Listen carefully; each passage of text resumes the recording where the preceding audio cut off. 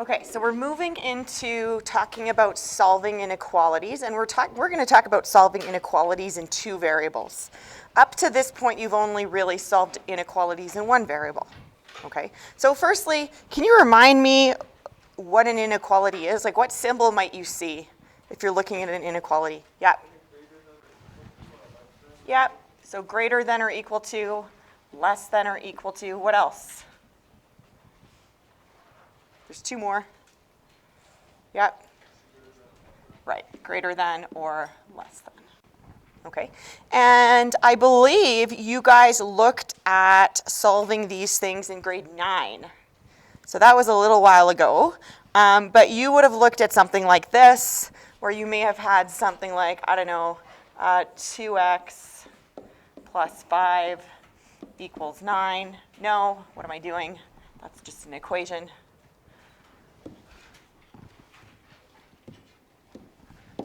Is less than 9. Okay, this is called a linear inequality in one variable, because there's only the variable x.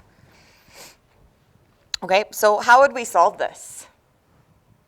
What would we do? Yep.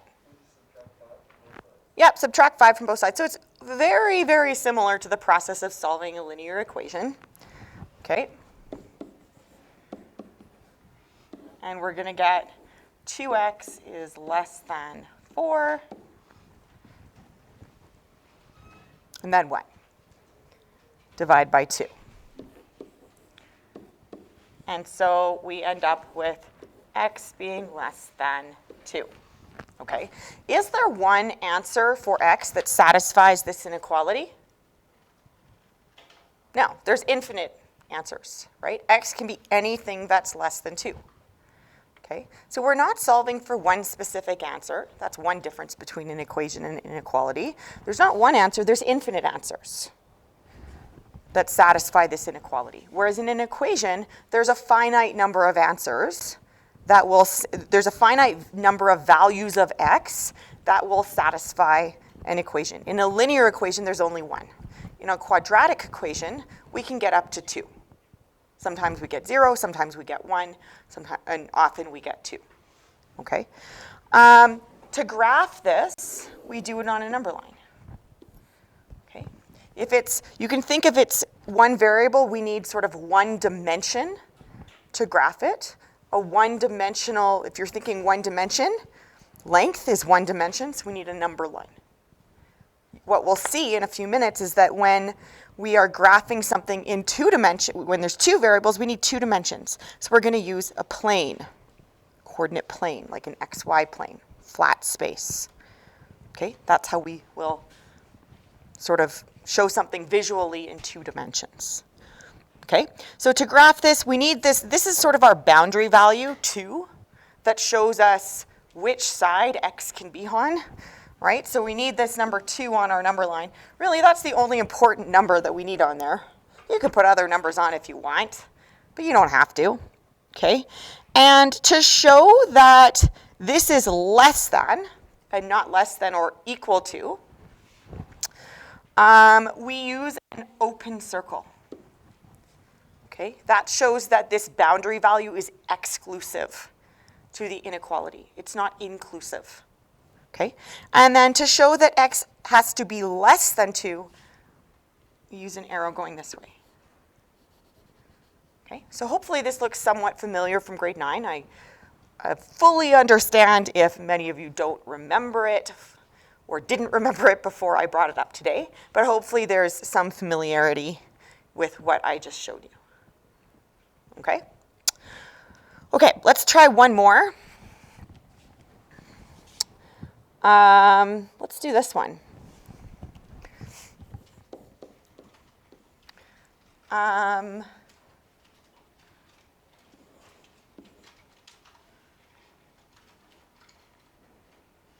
let's make that 3 times 2 minus x is less than or equal to 4.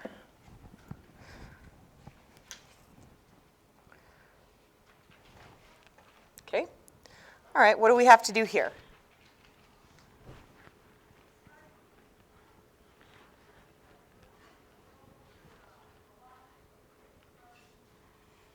Yep. Okay, sorry. Okay, so yeah, expand. That's one option. So 6 minus 2x less than or equal to 4. Okay. And then? Yep, subtract 6 from both sides. Okay, so we're going to get negative 2x less than or equal to negative 2. And then what? Yep. Yes, thank you.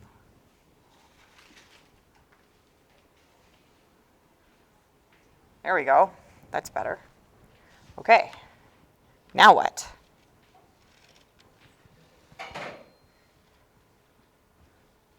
Yeah. Divide by negative 3. Okay. Is it as simple as that? Just divide by negative 3? Do I have to do anything else? Yeah. Yes. So this is one big difference between an inequality and an equation. When you divide or multiply both sides of an inequality by a negative value, the direction of the inequality switches. Okay? So this now has to flip around. Okay? So that's not true for positive values, but it is true for negative values. So this is now going to become x is greater than or equal to 2/3. So for graphing this, here's 2/3, 0, 1. So here's 2/3. And we would color this one in because the boundary value is inclusive. And there's the graph.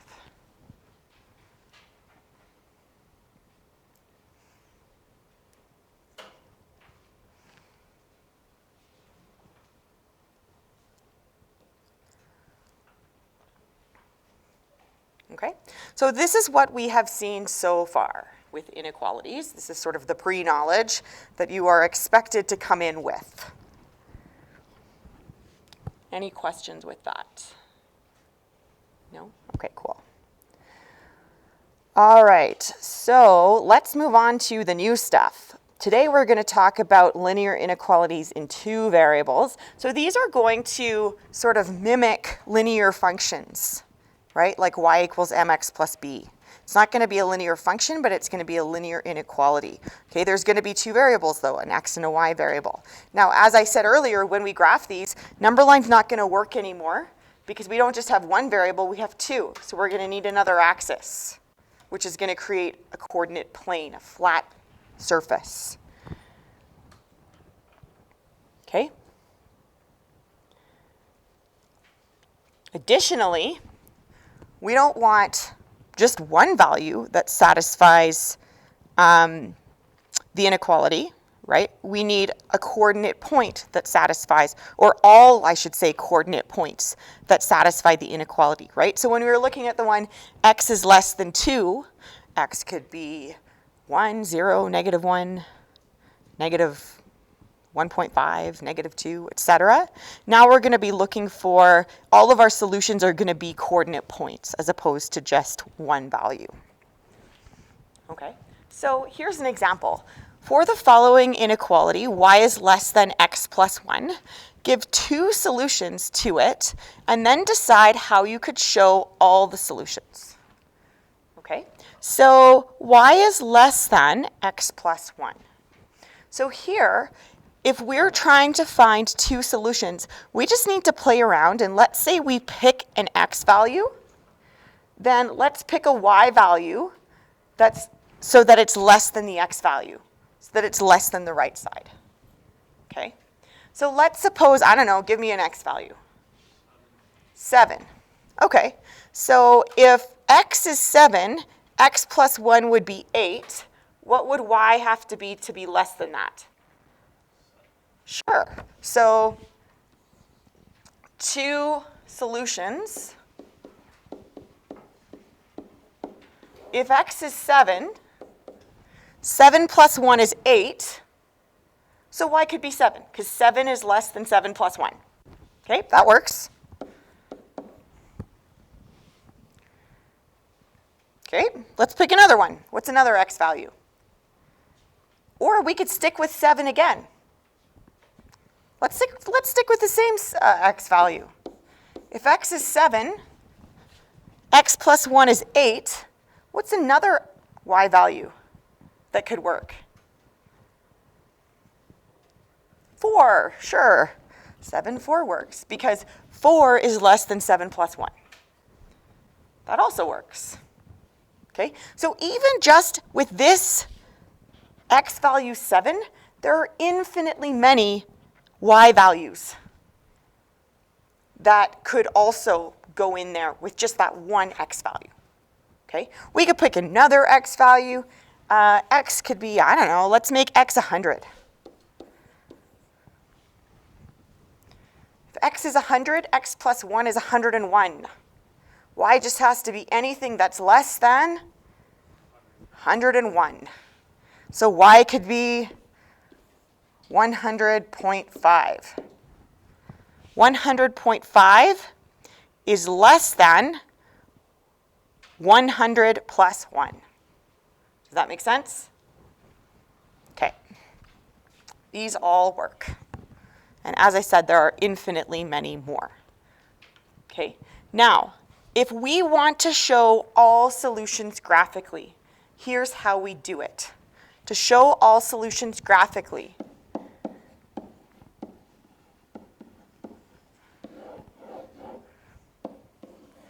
you need to graph the linear function. Or graph the, I should say, corresponding. Because this isn't a linear function. So suppose this was. If it was y equals x plus 1, let's graph that. Okay? If, note, if the inequality is greater than or equal to or less than or equal to, use a solid line. Okay? If it's less than or greater than, use dotted.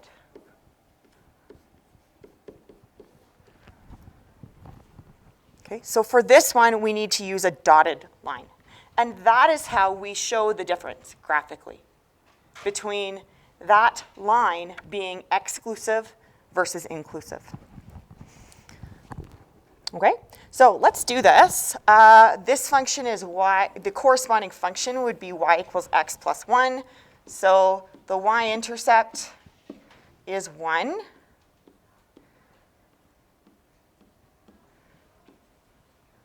Okay, and then the slope is 1. The m value is 1. So if we're using like rise over run, we have to go up 1, right 1, up 1, right 1. Okay, so up 1, right 1, up 1, right 1, or you could go down 1, right 1. Okay, so here's our line.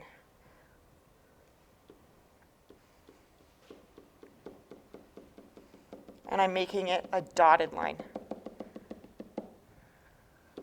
Again, because this inequality is just a less than.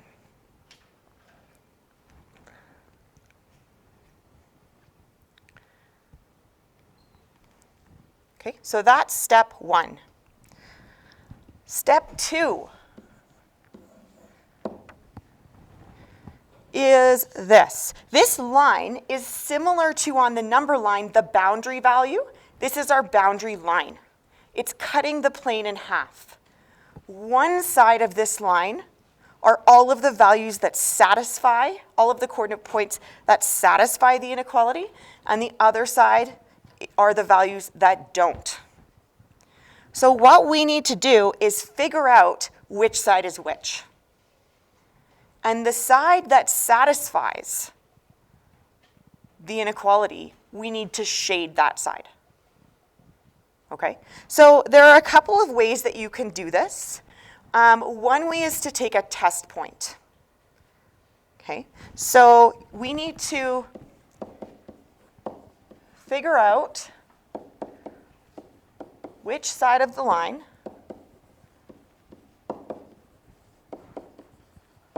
satisfies the inequality.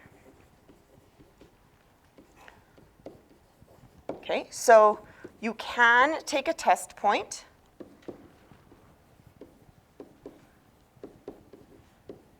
Right?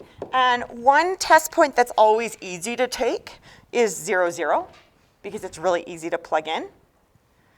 Right? So if you plug in 0, 0, right, that's right here, unless 0, 0 is on the line. Don't use values that are on the line because you can get false positives. Okay? But you can use, if 0, 0 is not on the line, that's a good one to use. Okay? So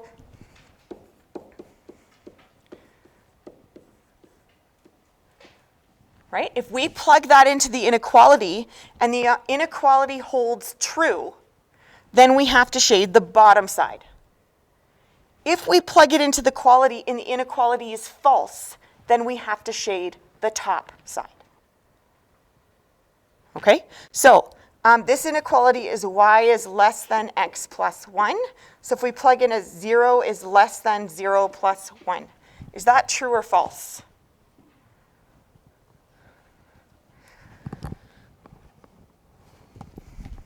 Is that true or false?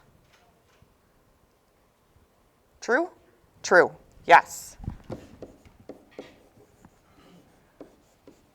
So shade here. Okay, so what we're going to do is shade there. And that is a graph of this inequality. And now we're done. Okay, now, when I was doing this in high school, I always learned that I never took test points for this type of question. What I did was, if you had a less than, you shave below, and if you have a greater than, you shave above. Okay, that's how I did it. So when I did this, I was like, oh, I know I have to shade below. Because the inequality is y is less than, so you got to shade down. Okay? But later on, in fact, tomorrow, we will have to take test points. Okay? Because we are going to be solving quadratic inequalities, and we're going to be solving them algebraically. And there we have to take test points. Okay? So you can do these either way. And what I'm trying to say, I suppose, is that you have to know both strategies anyway. Or you have to at least know the test point strategy anyway. And that's going to come up in other areas of mathematics as well. Okay? So I'm going to model it for you. All right, let's look at this one. Graph this inequality. Okay, so y is greater than 2x plus 1. So we're going to draw a grid, coordinate plane.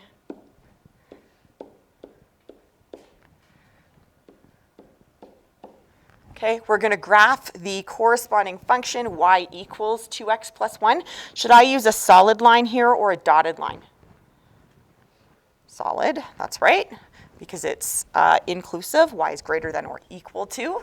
My y-intercept is 1. You can see that graphing linear functions is considered pre-knowledge, right? And I have to go, my slope is 2 over 1. So up to right 1, up to right 1, or down to left 1. Okay, so there's my line.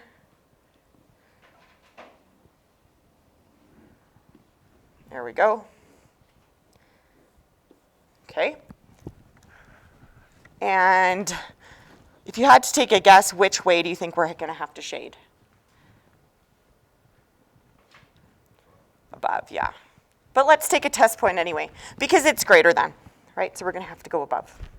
Okay, but let's take a test point. I'm going to test 0, 0. Because let's see what happens when it's false, okay? If I put in 0 is greater than or equal to 2 times 0 plus 1, I end up getting 0 is greater than or equal to 1. This is false. Okay? That means the side that had 0, 0 on it shouldn't get shaded. Okay? So yeah, that's true. We do have to shade above.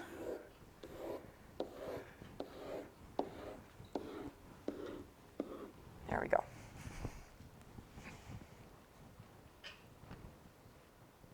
Okay? All right. So we're going to do 2 more questions. Are you guys okay if I flip the page? No objection? I'm not hearing any objections, so I'm going to do it. Okay. Graph this inequality. Okay, so this guy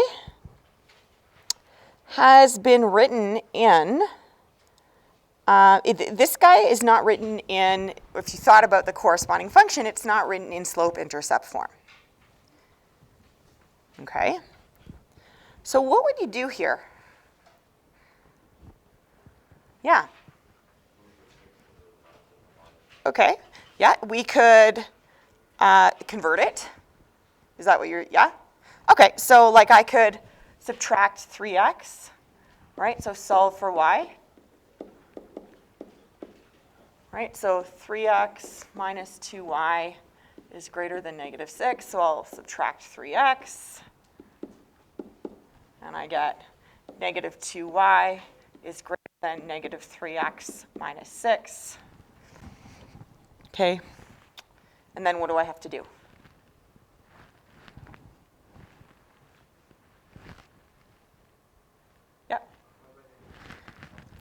Thank you. Good. Yes. Divide by negative 2 and flip this around, right? So this is going to become y is less than 3 over 2x plus 3. Okay. So if we graph this, okay, our y-intercept is 3.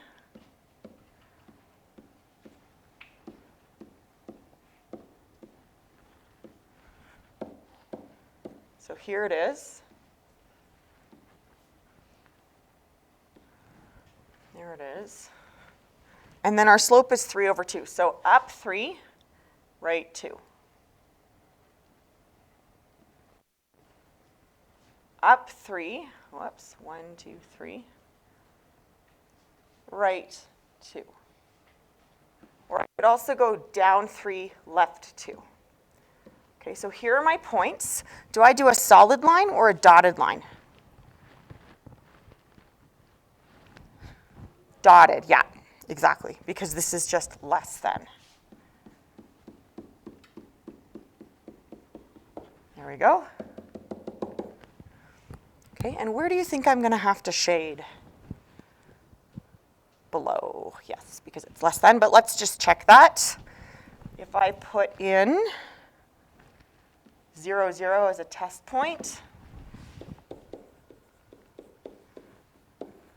right? And I test, you know what though? To be honest, you should, well, now let's test this. 0 is less than 3 over 2 times 0 plus 3. And that's true, because 0 is less than 3, right? So this is true. So this is the side that should get shaded. Now, I do want to bring something up, though, because you guys did actually learn how to do this in 10C, and I feel like it's super underutilized. And it's something that I do all the time. and that is graph directly from this form. Okay, and the way that you do it is you use intercepts. Okay, so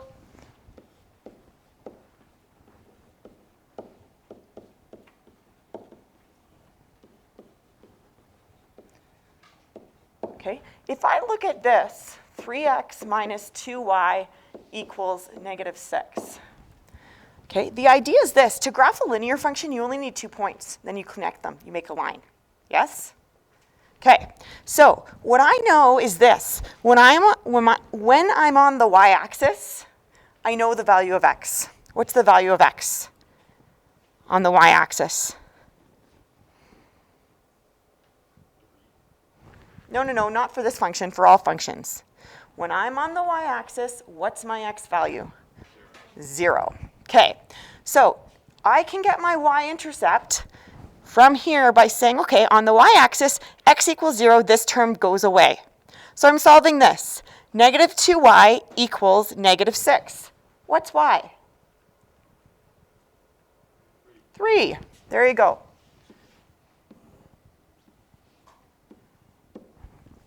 When I'm on the x-axis, y equals 0. Okay, so this term goes away. 3x equals negative 6. What's x? Negative 2. There's my line. Done. So people don't think about intercepts, and to be honest, I'm not sure. I think it's because we don't push applications enough. And when we look at applications, intercepts are so important, because in applications, variables represent something. So if we're looking at height versus time, right? When we're on the height axis, time is 0. So that tells us what height are we at the start. When we're on the time axis and height is 0, that tells us when the thing landed, for example, right? So these intercepts are so important, and I think because perhaps we don't do enough application work, or maybe we don't do enough application stuff until later, people don't, or you guys don't think along those lines enough. But personally, like, when something's in this form, I find it easier to graph this way than to rearrange the equation and think about, where's my y-axis? I got to go up, over, up, over, up, over. And I'm just like, okay, x is 0, okay, that's 3. Y is 0, that's negative 2. Plot those 2 points, draw the line. So I just want to, I know you guys may not think that yet, because again, it's just experience, right?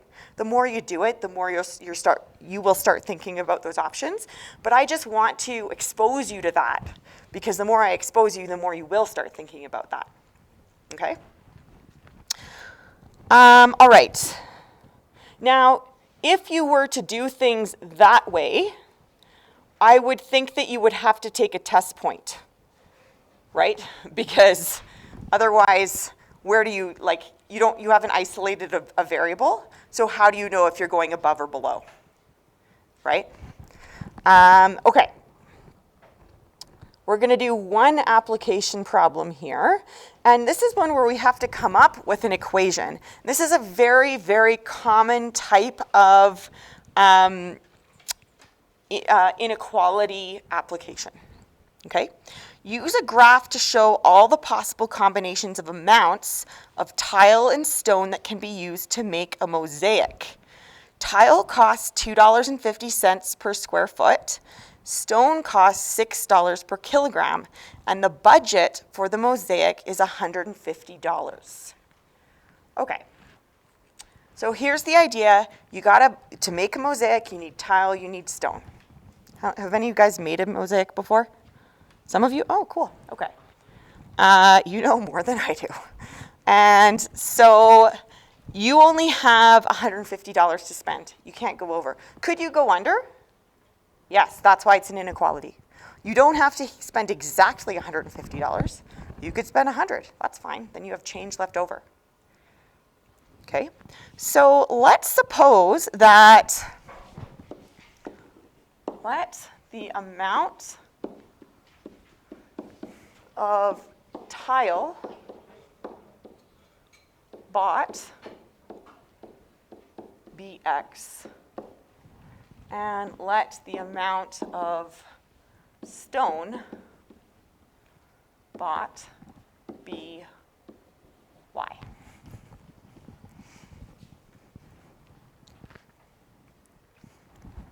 Okay? Now, when we're building an equation, and some of you might be able to make the equation right now, and that's great.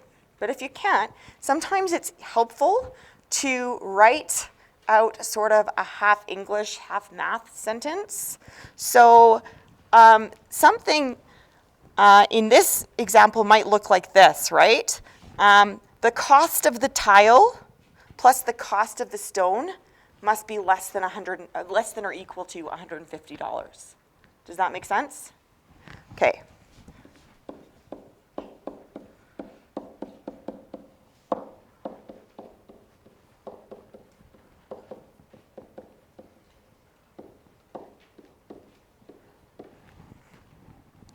That's sort of half English, half math.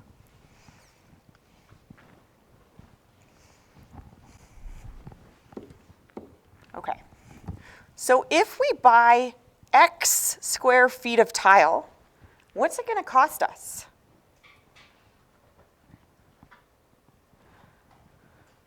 Yeah.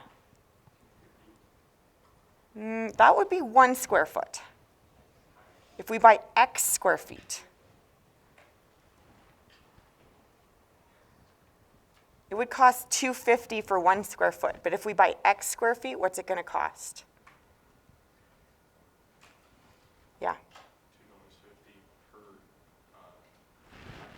times X, that's right. 250 times X or 2.5X.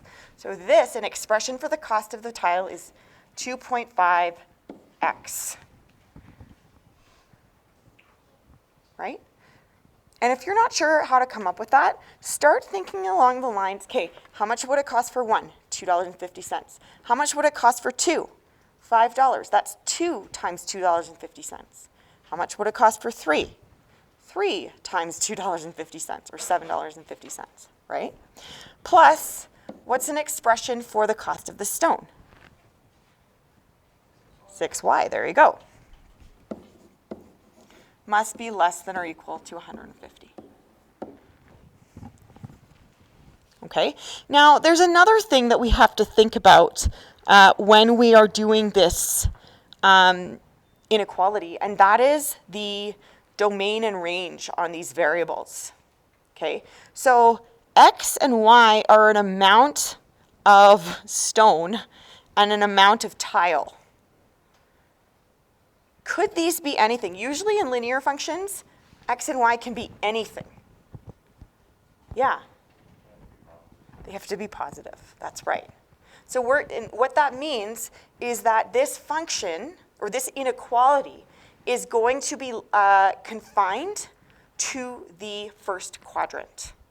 Okay, so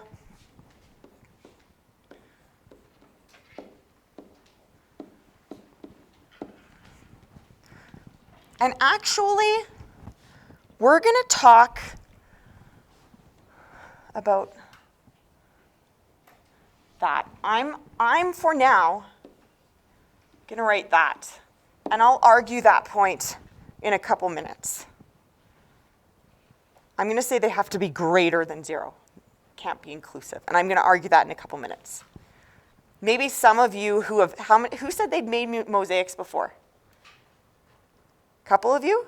Okay, maybe you can help me out with that when I'm arguing that point. Okay, but we'll talk about that in a couple minutes. Okay.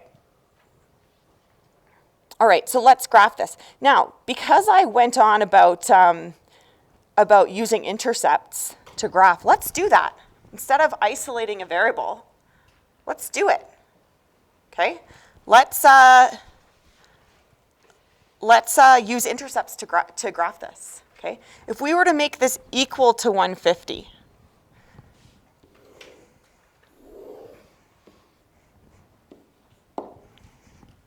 okay, Let's suppose if I want to get the y-intercept, x is 0, right? Okay, so we're solving 6y equals 150. What does y equal?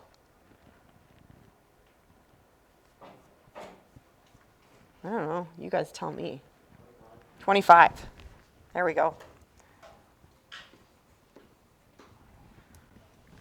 Okay. To get x, y is 0. So we're solving 2.5x equals 150. 60.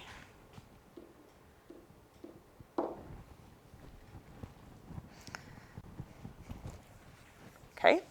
And the reason why, again, I'm confining this to the y-axis is because you can't buy negative amount of stone, you can't buy negative amount of tile. So here is my line. And it's less than or equal to, so I'm going to make it solid.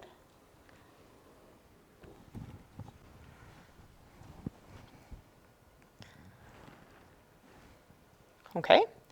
And what I argued is that x has to be greater than 0, which means this has to be open, that endpoint. And this also has to be open. And it's got to be less than, so it's going to be in here. Now, here's why I'm arguing, and this is just, the reason why I'm bringing this up is not because I would expect you to come up with this, but because I think it's a worthwhile conversation to have when you really think critically about what variables mean related to context, okay? Who said they'd made a mosaic? Can you make a mosaic with only stone? Can you make a mosaic with only, what's the other thing? Wait a sec. Actually, no. I'm wrong. You can make a mosaic with one or the other, can't you? I was wrong. Okay, never mind. It would be different. Okay, I was thinking one of I was wrong. I was thinking one of these was like not tile, but like the what's the stuff, the clay stuff that goes in between. What's it called? Plaster. Okay, if one of these was plaster and one of these was tile, then they'd both have to be greater than 0. But I'm wrong. They can equal 0 because you could use one or the other or both, right? Yeah. But that would be a good question, right? Because actually then it would be even more complicated because those of you who have made this stuff before, there'd be even more constraints because you have to have a certain proportion of each, right? Don't you? I would think. You can't just have a tiny bit of plaster, and you have to have enough stone to cover the whole thing, right? Stop me before I'm going to dig myself even further into this hole, please. Oh, thank you, Aiden. You're backing me up here. Okay.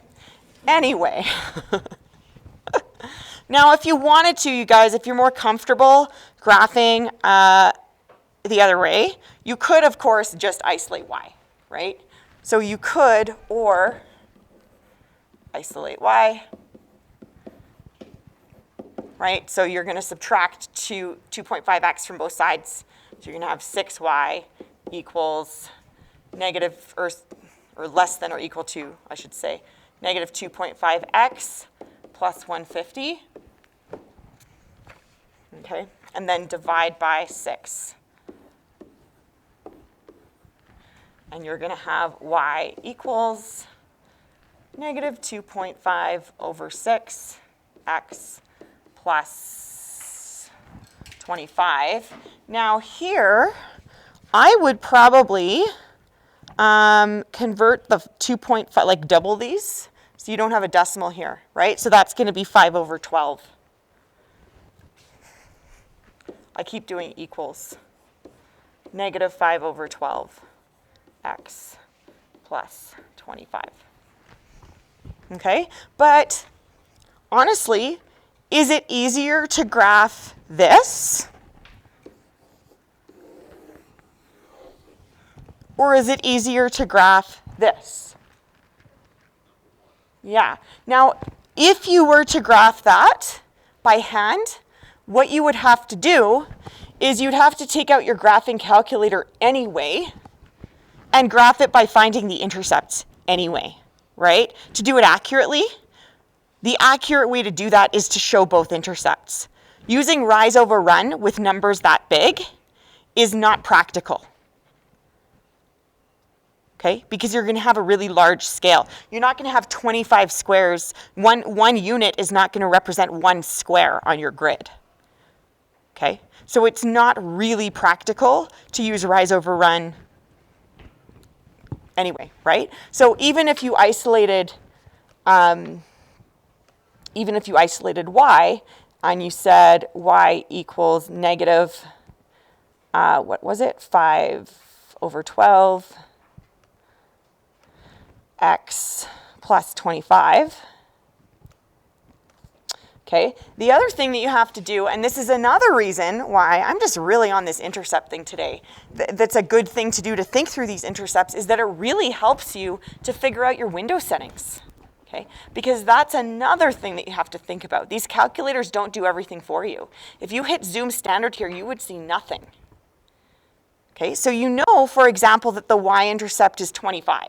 So that can help a bit, because right now my x-min is negative 10. Well, I don't need to see anything, like my x-min should be 0, because I'm confined to the first quadrant, okay? For my x-max, well, if you had no idea what the intercept was, you wouldn't really know what to make that yet. We know what the y-intercept is, that's 25. So that should be at least 25.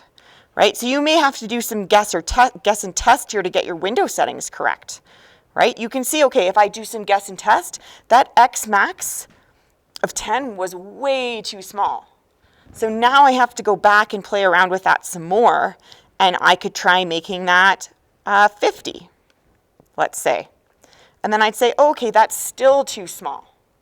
And so I have to make it even bigger, and I could make it 70. And then I get it, right? But if you just find the x-intercept algebraically, then that helps you with your window settings if you are using technology to graph. Okay? So the most underutilized thing in functions, I think, is remembering that on your y-axis, x is 0. On your x-axis, y is 0. Super, super, super useful. Okay, I'm going to stop talking now. Any questions before I said that I'm going to stop talking? No? All right, cool. I'm going to stop talking, and I'm going to give you the rest of class to work on homework.